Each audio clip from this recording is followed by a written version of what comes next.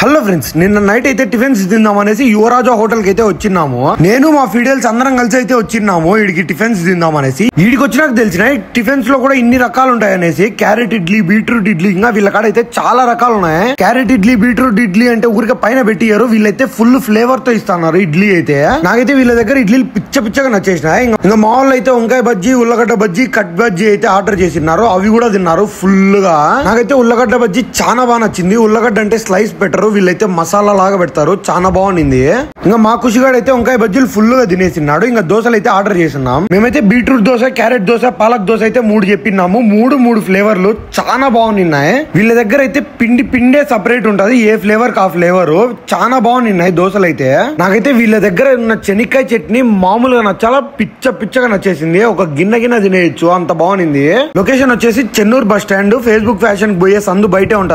వీళ్ళ దగ్గర అయితే మధ్యాహ్నం లంచ్ కూడా ఉంటాయంట, అది కూడా ఒక రోజు ట్రై చేద్దాం. మీరైతే మన ఛానల్ సబ్స్క్రైబ్ చేసుకొని ఇన్స్టాలో ఫాలో కొట్టేయచ్చు కదా. బూయ్.